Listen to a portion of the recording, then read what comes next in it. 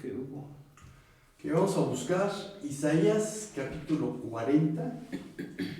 Vamos a leer 31 versículos. Y pues vámonos de 7 en 7. Y alguien le va a tocar. ¿Empiezo? Ok. Isaías 40, ¿verdad? Consolaos, consolaos, pueblo mío, dice vuestro Dios. Hablad al corazón de Jerusalén. Decidle a voces que su tiempo es ya cumplido, que su pecado es perdonado y que doble ha recibido de la mano de Jehová por todos sus pecados. Voz que clama en el desierto, preparad camino a Jehová, enderezad calzada en la soledad a nuestro Dios. Todo valle sea alzado y bájese todo monte y collado, y lo torcido se enderece y lo áspero se allane, y se manifestará la gloria de Jehová, y toda carne juntamente la verá, porque la boca de Jehová ha hablado. Voz que decía, da voces, y yo respondí, ¿qué tengo que decir a voces? Que toda carne es hierba y toda su gloria como flor del campo. La hierba se seca y la flor se marchita, porque el viento de Jehová sopló en ella. Ciertamente como hierba es el pueblo. Sécase la hierba, marchítase la flor, mas la palabra del Dios nuestro permanece para siempre. Súbete sobre un monte alto, anunciadora de Sión. Levanta fuertemente su voz, anunciadora de Jerusalén. Levántala, no temas. Di a las ciudades de Judá, ved aquí al Dios vuestro. He aquí que Jehová el Señor vendrá con poder, y su brazo señoreará. He aquí que su recompensa viene con él, y su paga delante de su rostro. Como pastor apacentará su rebaño, en su brazo llevará los corderos, en su seno los llevará. Pastoreará suavemente a las recién paridas. ¿Quién midió las aguas con el hueco de su mano, y los cielos con su palmo?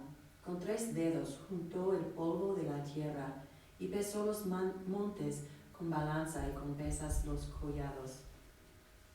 ¿Quién enseñó al Espíritu de Jehová, o le aconsejó enseñándole? ¿A quién pidió consejo para ser avisado? ¿Quién le enseñó el camino del juicio, o le enseñó ciencia, o le mostró la senda de la prudencia? Las naciones son como gota en un cubo, y son estimadas como grano de polvo en la balanza. Él levanta las islas como al polvo fino. El Líbano no basta para el fuego, ni bastan sus bestias para el holocausto. Todas las naciones ante él son como nada, menos que nada e insignificantes son considerados por él. ¿A quién pues asemejarán a Dios? ¿O con qué semejanza lo compararán? El artífice funde el ídolo, el orfebre lo recubre de oro, y el platero le hace cadenas de plata. Él, que es muy pobre para tal ofrenda, escoge un árbol que no se pudra. Se busca un hábil artífice para erigir un ídolo que no se tambale. ¿No saben? ¿No han oído? ¿No se lo han anunciado desde el principio? ¿No lo han entendido desde la fundación de la tierra? Él es el que está sentado sobre la redondez de la tierra, cuyos habitantes son como langostas. Él es el que extiende los cielos como una cortina y los despliega como una tienda para morar.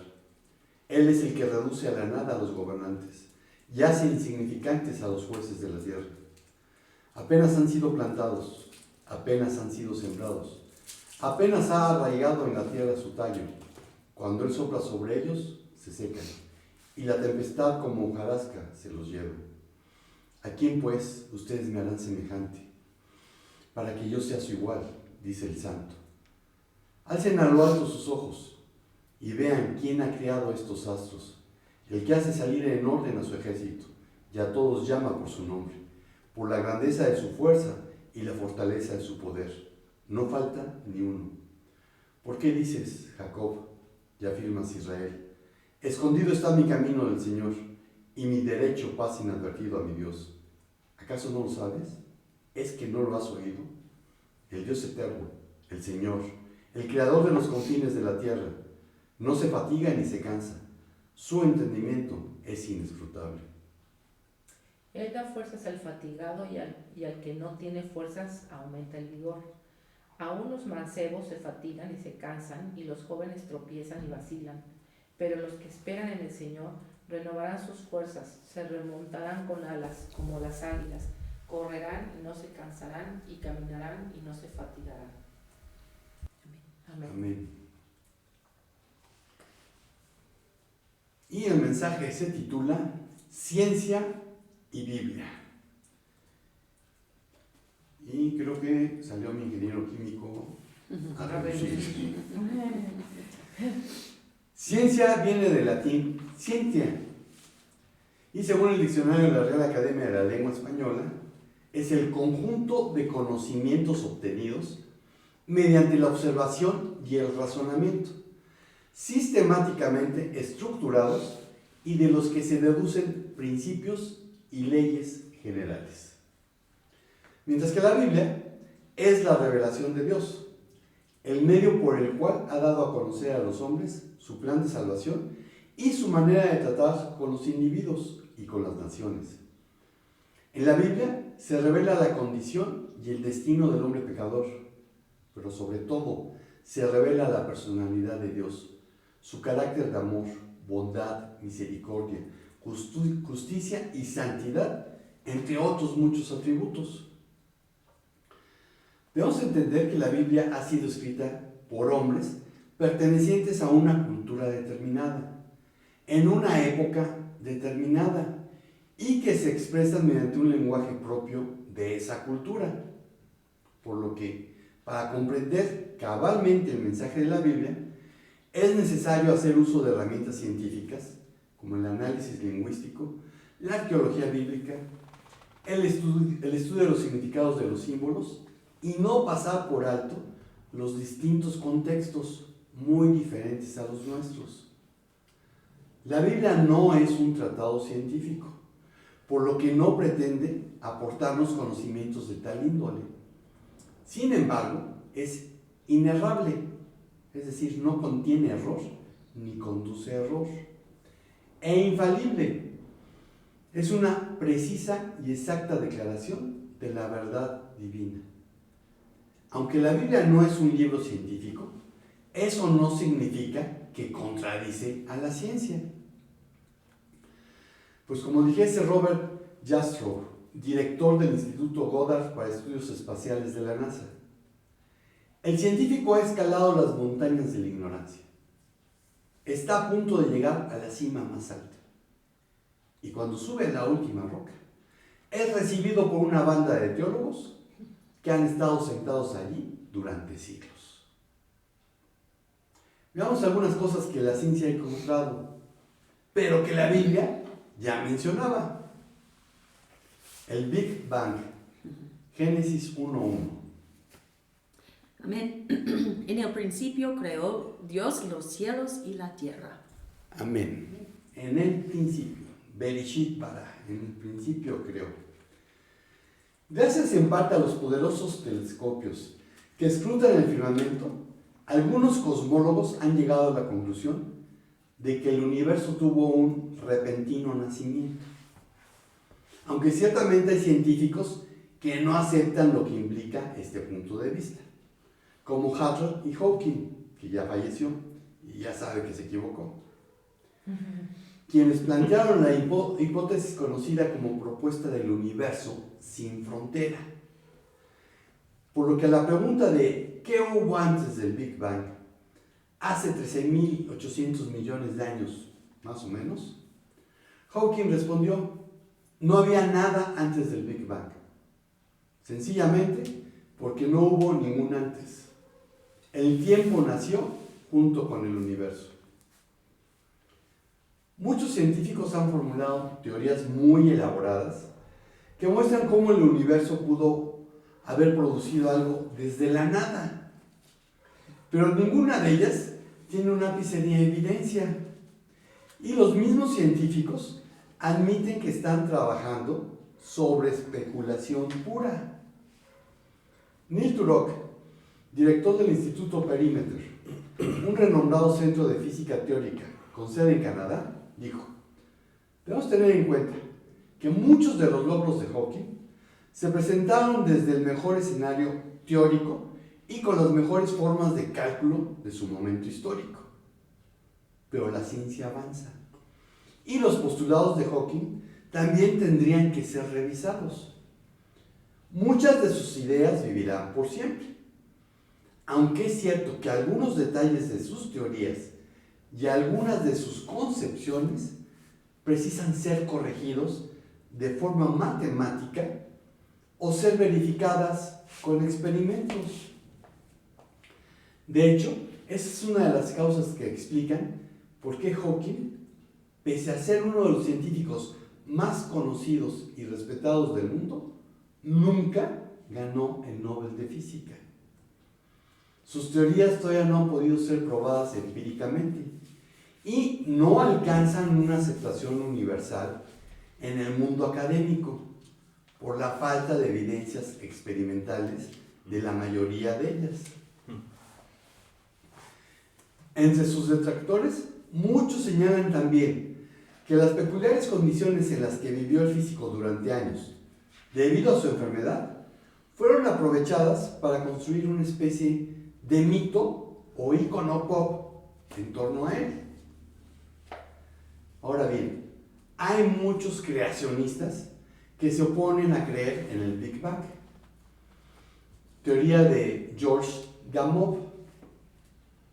George Gamow era un ucraniano que intentó 2 veces huir de Ucrania cuando todavía pertenecía a la ex Unión Soviética y le falló hasta que lo invitaron a un congreso y ahí, acompañado de su esposa, Marie Curie, lo ayudó a escabullirse. Bueno, George Gamow dice que el universo nació con la aparición repentina de algo así como una gran explosión de luz, que era una concentración de energía inmensamente poderosa. En ese momento era imposible que existiera la materia física, ya que el inmenso calor la destruiría de inmediato.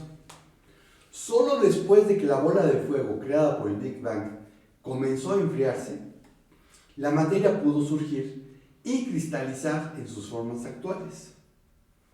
Durante años, el mundo científico no aceptó la idea del Big Bang, principalmente porque, según esta teoría, una radiación de fondo de aproximadamente o cerca de 5 Kelvin, el Kelvin es una medida de calor, es una medida de temperatura absoluta, debería haber quedado para llenar el universo después del enfriamiento. Cuando Gamow propuso su teoría, la tecnología no estaba lo suficientemente avanzada para construir instrumentos con la sensibilidad requerida. Por lo tanto, fue imposible verificar la predicción más importante de su teoría.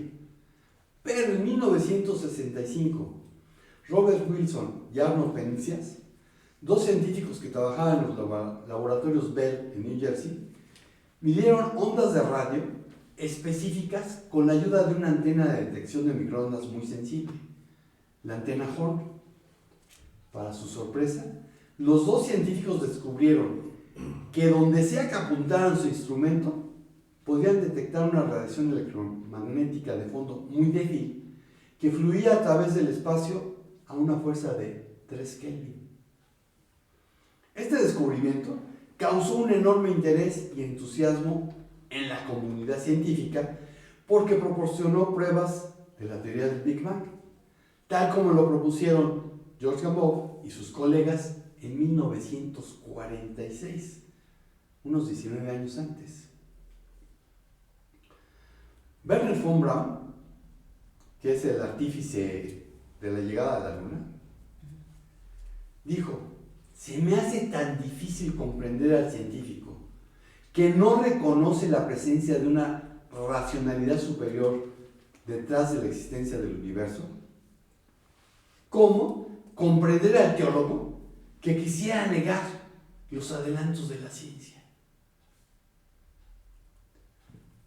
Por eso no soy creacionista.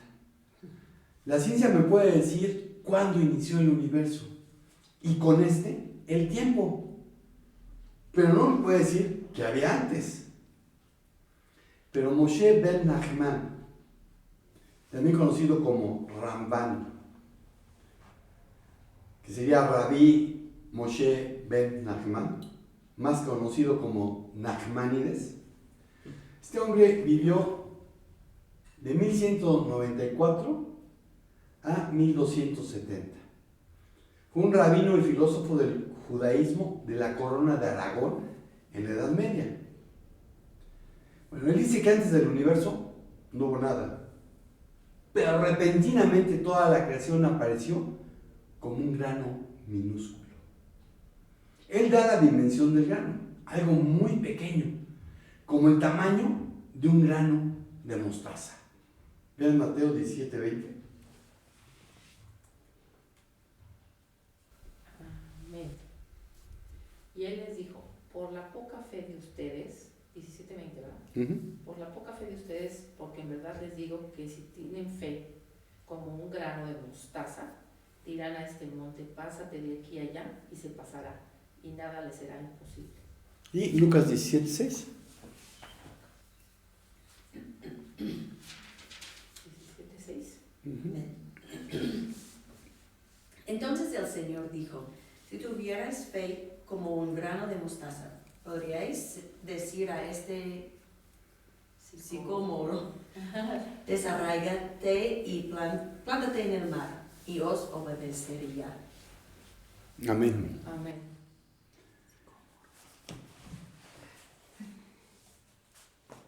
Nachmanides dice que esta cosa tan pequeña como un grano de mostaza es la única creación física. El grano fue todo lo que había. Cualquier otra cosa era Dios. En ese grano estaba toda la materia prima que sería usada para hacer todo lo demás. Nachmanides describe la sustancia como Dak Meot Eibo Mamash, que significa delgado hasta que realmente no hay nada en él. Y cuando este grano se expandió, esta sustancia tan delgada que no tiene esencia, se transformó en materia. Como ya sabemos, explicado alrededor de 700 años antes que la ciencia lo hiciera y lo demostrara. Y mucho antes, la Biblia nos dice cómo es que el universo tuvo un principio y cómo es que fue hecho. Salmo 33:6. Amén. Por la palabra del Señor fueron hechos los cielos, y todo su ejército por el aliento de su boca. Salmo 148, del 4 al 6. Amén. Alabadle cielos de los cielos, y las aguas que están sobre los cielos. Alaben el nombre de Jehová, porque Él mandó y fueron creados. Los hizo ser eternamente y para siempre. Les puso ley que no será quebrantada. Amén. Juan 1, del 1 al 3. Amén. En el principio ya existía el Verbo, y el Verbo estaba con Dios, y el Verbo era Dios. Él estaba en el principio con Dios. Todas las cosas fueron hechas por medio de Él, y sin Él nada de lo que ha sido hecho fue hecho. Colosenses 1, 15 al 17. Amén. Él es la imagen del Dios invisible, el primogénito de toda creación, porque en Él fueron creadas todas las cosas, las que hay en los cielos y las que hay en la tierra, visibles e invisibles, sean tronos, sean dominios, sean principados, sean potestades. Todo fue creado por medio de Él y para Él. Y Él es antes de todas las cosas, y todas las cosas en Él subsisten. Amén. Amén. Todo fue hecho por la palabra de Dios, por el Verbo, por Cristo. Una de las principales doctrinas de la fe judeocristiana es que Dios creó el universo de la nada, en un tiempo finito en el pasado. La Biblia enseña que el universo tuvo un comienzo, Y este se rige día a día por un conjunto de leyes lógicas y precisas. Job 38:33. Amén. ¿Conoces tú las ordenanzas de los cielos o fijas su dominio en la tierra? ¿Puedes levantar tu voz a las nubes para que abundancia de agua te cubra? 38. 33. Ajá. Pasa. Es Dios cuestionando a Job. Y Jeremías 33:25. Amén. Así ha dicho Jehová, si no permanece mi pacto con el día y la noche, si yo no he puesto las leyes del cielo y la tierra. Amén. Entonces Dios es quien puso las leyes del cielo y de la tierra, leyes lógicas y precisas. Y para aquellos que dicen que un milagro es cuando las leyes no se cumplen, les digo que están equivocados. Nosotros no hemos descubierto cuáles son esas leyes que rigen a un milagro. Pero eso no tiene el problema que tenemos nosotros. Dios puede hacer milagros porque Él conoce perfectamente las leyes físicas, leyes que la ciencia sigue sin poder descubrir. Antes que la ciencia, lo dijo la Biblia. Otro punto, la redondez de la tierra. Isaías 40:22. Amén. Él es el que está sentado sobre la redondez de la tierra, cuyos habitantes son como langostas. Él es el que extiende los cielos como una cortina y los despliega como una tienda para morar. Amén. Y aquí donde habla de la redondez, De la tierra. y alguna otra traducción dice círculo de la tierra, la palabra en hebreo es hok, bóveda, un vasto domo celestial o cuarto circular en el cielo. Eratóstenes, que vivió del 276 a.C. al 194 a.C., fue un matemático, geógrafo, astrónomo y filósofo de la antigua Grecia. Y se le conoce por ser el primero en calcular con considerable precisión la circunferencia de la Tierra. Él sabía que la distancia entre Alejandría y Siena, que hoy se conoce como Asuán, era de unos 800 kilómetros. De hecho, contrató a alguien para que lo caminara y sabe cuánto era. Y haciendo uso de la trigonometría y una simple regla de 3, calculó que la circunferencia de la Tierra era de 39.614 kilómetros. Hoy sabemos que es de 40.008 kilómetros. Así que su error es de 0.9848%, menos del 1% de error. Para los que dicen, ¿y yo para qué quiero trigonometría?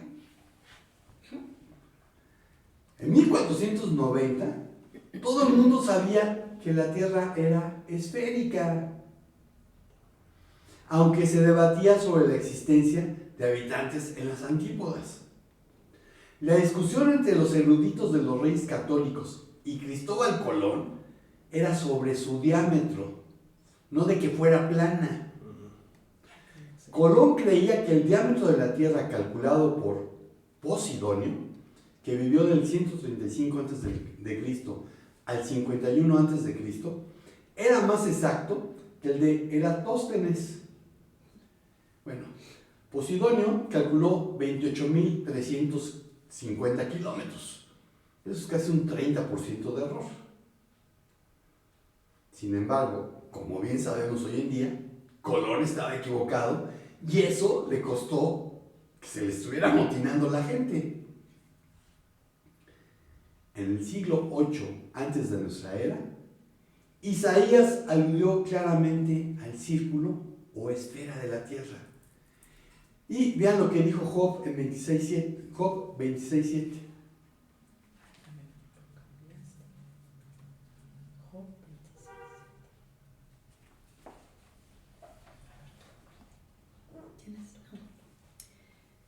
Él extiende el norte sobre vacío, cuelga la tierra sobre nada. Amén. Entonces estamos hablando de una tierra esférica que flota en el vacío.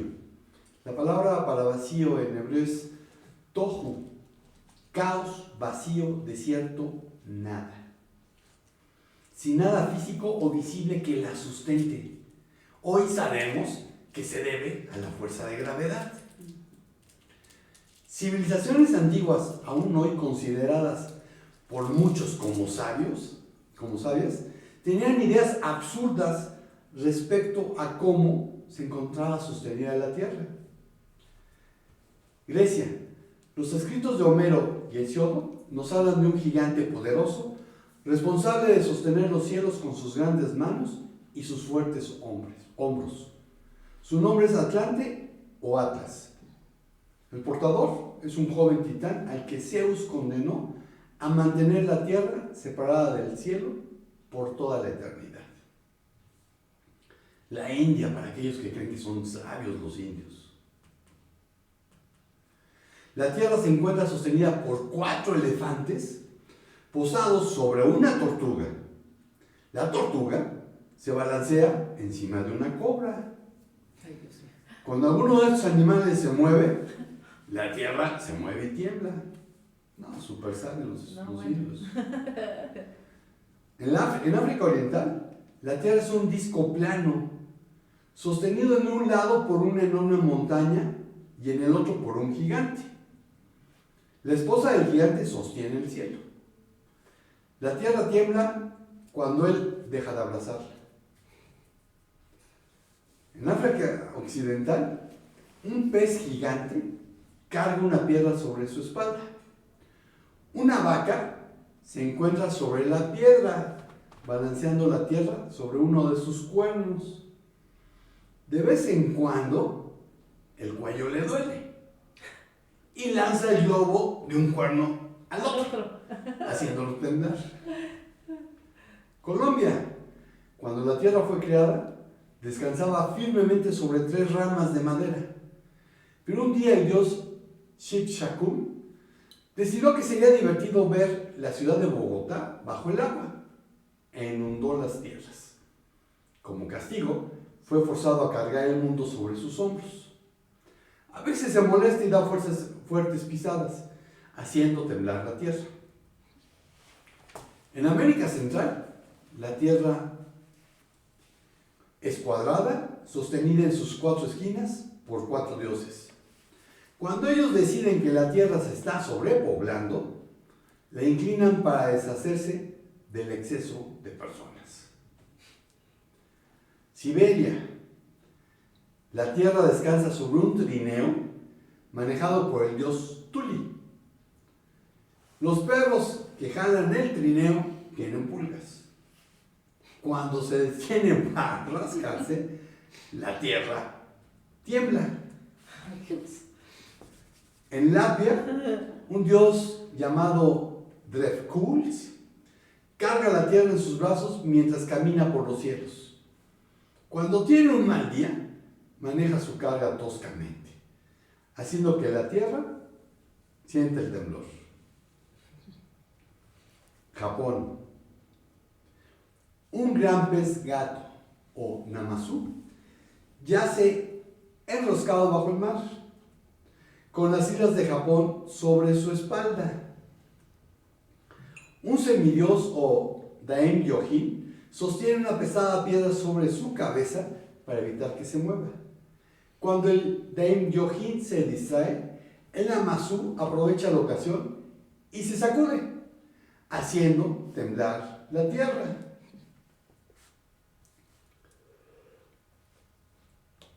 Bueno, Job tenía una mucho mejor idea de lo que sucede con la tierra.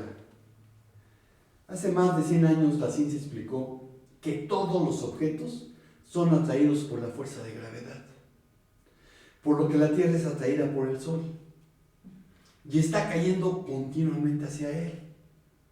Sin embargo, consigue evitar la caída porque está girando a su alrededor.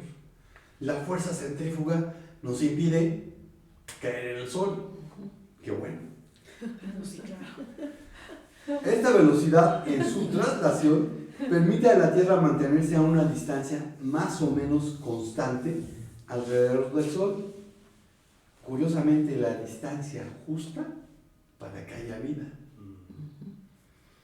Antes que la ciencia, lo dijo la Biblia.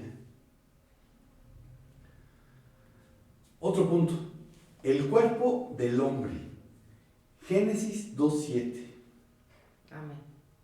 Entonces el Señor Dios formó al hombre del polvo de la tierra y sopló en su nariz el aliento de vida, y fue el hombre un ser viviente. Amén.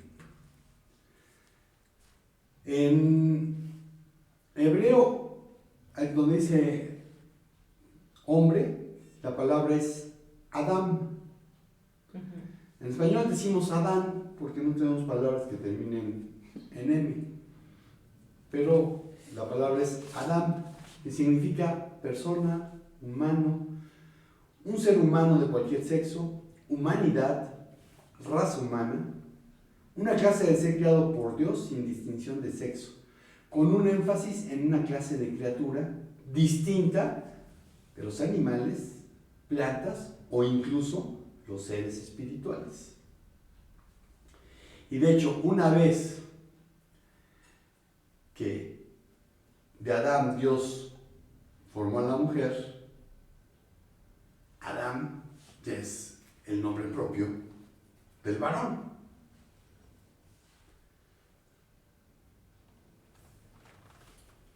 Dice que fue tomado del polvo de la tierra. Y la versión textual dice de la tierra roja. Así que nada de que los primeros seres humanos eran negros, eran pieles rojas.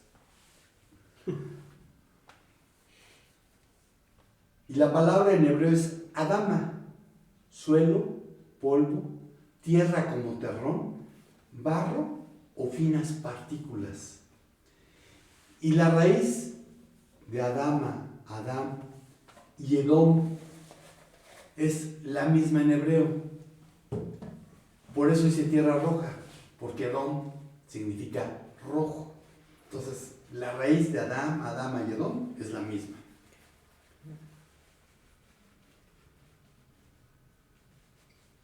La Biblia dice que el hombre fue formado del polvo de la tierra y arcilla. Vean Job 33:6.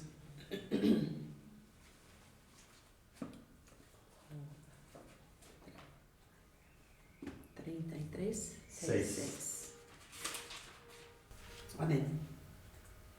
Heme aquí a mí en lugar de Dios, conforme a tu dicho. De barro fui y yo también formado. Amén. Amén. Y donde dice barro, hay otras opciones que dicen arcilla. Sí. La palabra es homer, que traducido sería arcilla, una sustancia maleable natural usada para hacer varias construcciones y artículos, que se vuelve duro cuando es secado al sol o cocido, pero quebradizo y entonces algo frágil. Mortero, una sustancia que une los materiales de construcción como la piedra o el ladrillo. También puede ser barro, fango, tierra mojada, algo relativamente indeseable y sin valor. Entonces la Biblia dice que el hombre fue formado del polvo de la tierra y arcilla. Tal afirmación fue motivo de burla por parte de los ateos hasta que en 1982 los científicos descubrieron que el cuerpo humano posee hasta 28 elementos que forman parte de la tierra. Ya envió la imagen al grupo. Si quieren Sí. verlo. El polvo con el que Dios creó al hombre serían esos 28 elementos orgánicos de los que la ciencia habla. El polvo con el que Dios creó al hombre. Ahora, la mayor parte de los elementos que forman al ser humano se pueden encontrar en la arcilla. El carbono, el oxígeno, el hidrógeno, nitrógeno, fósforo y azufre. Y tienen la imagen donde se ve qué porcentaje contiene la corteza de la tierra y qué porcentaje contiene el cuerpo.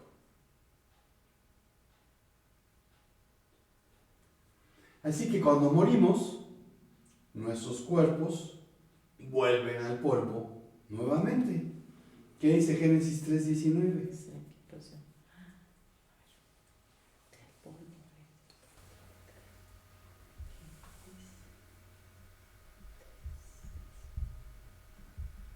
Con el sudor de tu rostro comerás el pan, hasta que vuelvas a la tierra, porque de ella fuiste tomado, pues polvo eres, y al polvo volverás. Desde Génesis 3 sabemos que nuestro cuerpo regresa al polvo. Pero además, así como el planeta Tierra está formado en un 70% por agua, ese es el mismo porcentaje de agua presente en el cuerpo humano. Antes que la ciencia, lo dijo la Biblia. Y hablando del agua, el ciclo del agua.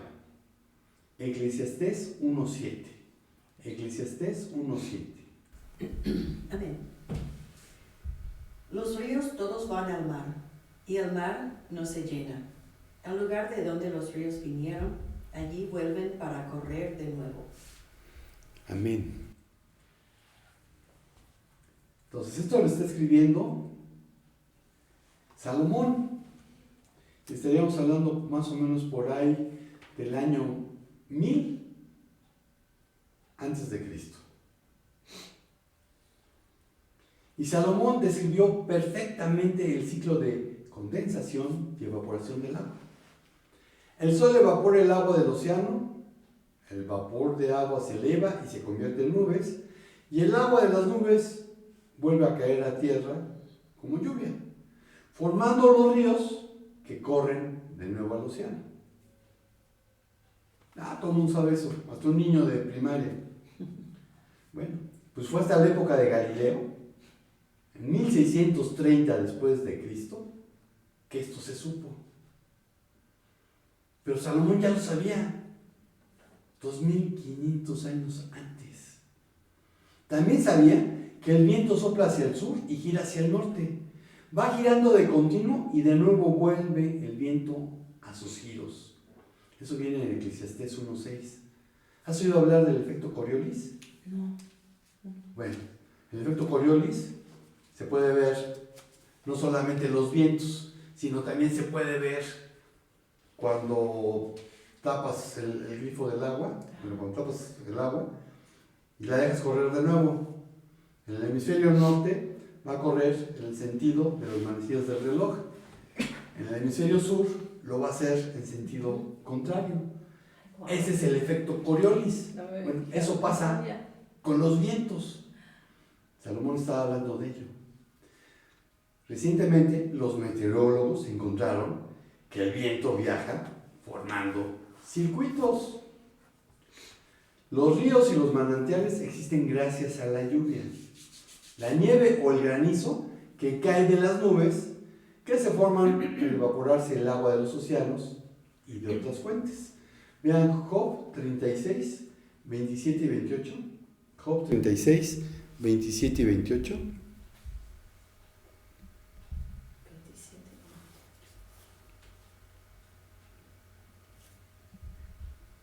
Amén. Porque Él atrae las gotas de agua y ellas del vapor destilan lluvia, que derraman las nubes y en abundancia gotean sobre el hombre.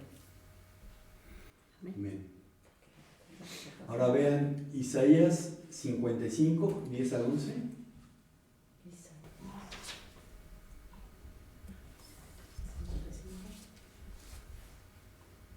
10 al 11. Amén. Porque como desciende de los cielos la lluvia y la nieve, y no vuelve allá, sino que riega la tierra, y la hace germinar y producir, y da semilla al que siembra, y pan al que come. Así será mi palabra que sale de mi boca. No volverá a mí vacía, sino que hará lo que yo quiero, y será prosperada en aquello para que la envíe. Amós 9:6.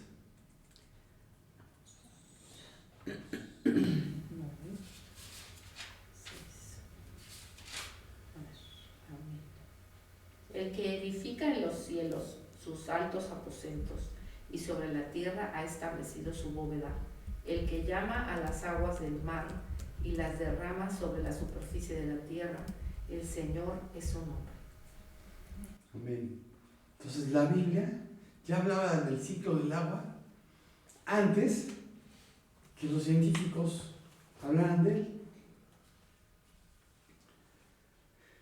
Los antiguos griegos pensaban que los ríos se alimentaban de aguas subterráneas procedentes del mar, idea que perduró hasta el siglo XVIII.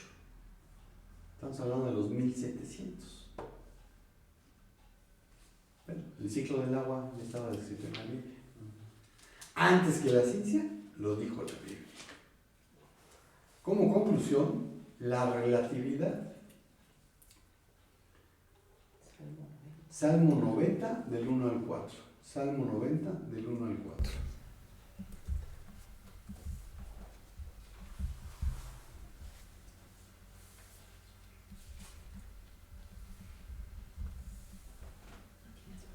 Ay, no. ¿Tú? No, sí, ok.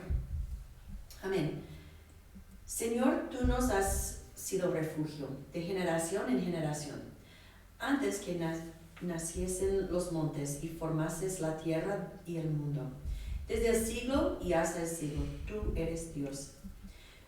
Vuelves al hombre hasta ser quebrantado y dices, convertíos hijos de los hombres, porque 1000 años delante de tus ojos son como el día de ayer que pasó y como una de las vigilias de la noche. Amén. Amén.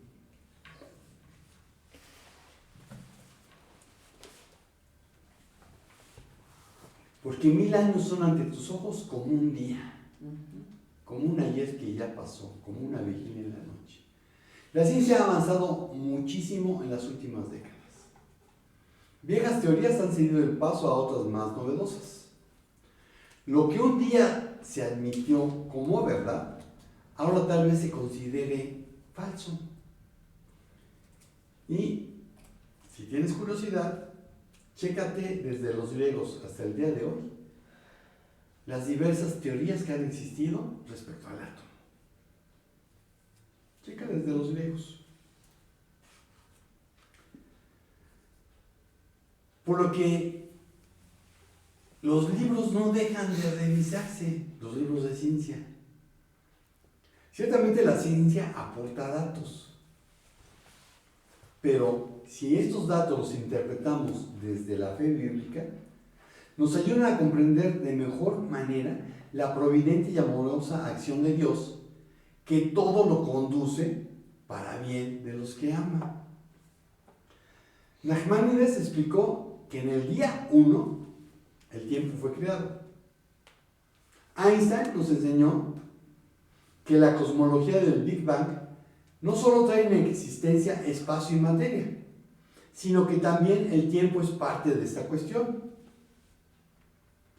Pero la fe puede ayudar a la ciencia a abrir la mente e ir más allá de lo evidente, confirmando que el tiempo es relativo.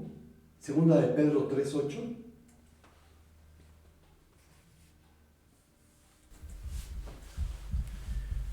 Pero amados, no ignoren esto, que para el Señor un día es como 1000 años y 1000 años como un día.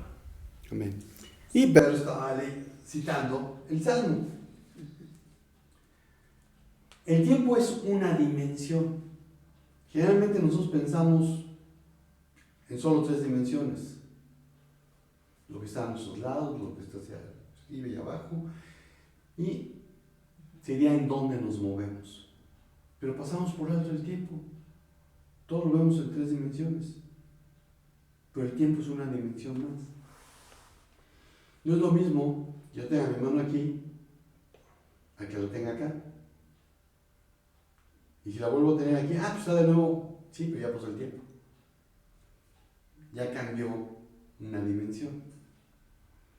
Entonces, el tiempo, al ser una dimensión, el cómo lo ves depende desde dónde lo estás mirando. Un minuto en la luna va más rápido que un minuto en la Tierra. Un minuto en el Sol va más despacio. ¿Por qué? Porque la fuerza de gravedad de la Tierra es diferente a la fuerza de la Luna. La Luna es menor, es como un sexto. Pero la fuerza de gravedad en el Sol es enorme. Y el ejemplo que doy para explicar la teoría de la relatividad facilito.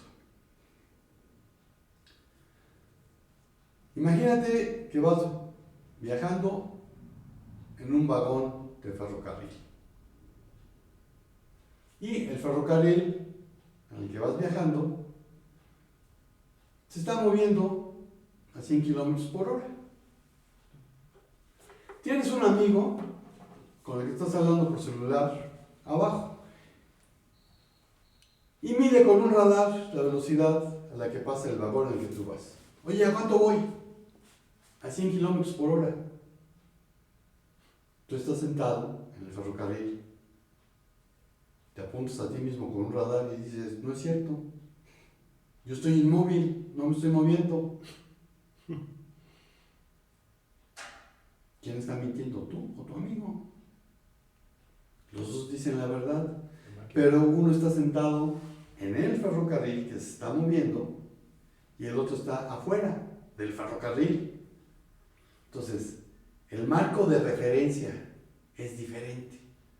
Entonces, depende de dónde lo miras. Pero donde sea que estemos, nuestra biología está sincronizada con el tiempo local.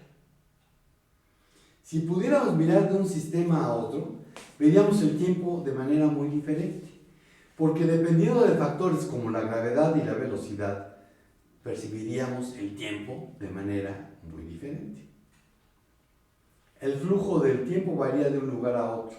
De ahí el término relatividad. La Biblia no es un libro dedicado a la ciencia, pero contiene los pensamientos de Dios, la condición del hombre, el camino a la salvación, el triste fin de los pecadores y la dicha de los creyentes.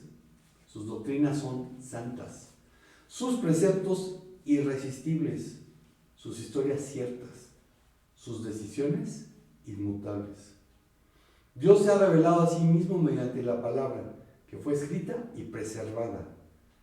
Las escrituras son, de hecho, la palabra escrita de Dios, la cual es verdadera, digna de fe y tiene autoridad divina sobre los hombres. Y como decía uno de sus estudiosos, léela para ser sabio, créela para ser salvo y practícala para ser santo. Contiene luz para guiarte, alimento que nutre y consuelo para animarte. Es el mapa de los viajeros, la brújula del piloto, la espada del soldado, la regla de conducta del cristiano y un manual para vivir de manera plena. Aquí vemos el paraíso restaurado, el cielo abierto y el velo descorrido acerca del infierno.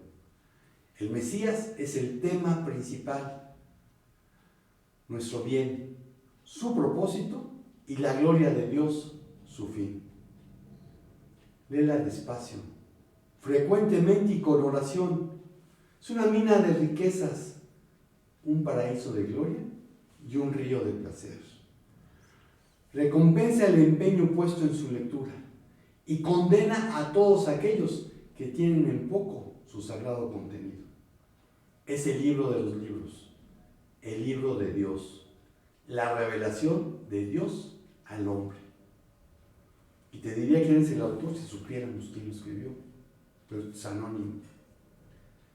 La autoridad de la Biblia es entonces la autoridad de la gracia de Dios, puesta a nuestro alcance por medio del Mesías. La gracia que liberta de la culpa y de la servidumbre del pecado. La Biblia habló del principio del universo, la redondez de la tierra, la relación del hombre con el polvo de la tierra y la relatividad, entre otros datos científicos. Recuérdalo, antes que la ciencia, lo dijo la Biblia. Amén.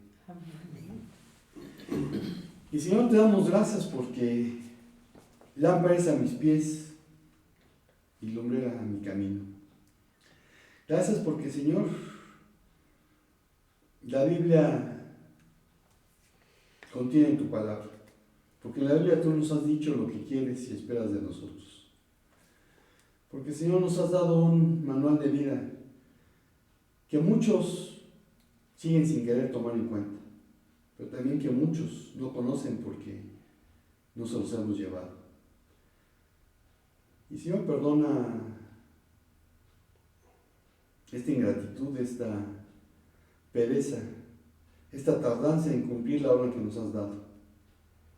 Y pon a nosotros el querer como el hacer por tu buena voluntad, para obedecer la gran comisión, de llevar las buenas nuevas de salvación hasta el último de la tierra, de hacer discípulos, no solamente en nuestra Jerusalén, en nuestra Judea, en toda Samaria, sino hasta el último de la tierra. Gracias, Señor, por tu palabra. Gracias porque podemos tener confianza que no contiene error ni conduce error. Gracias porque sabemos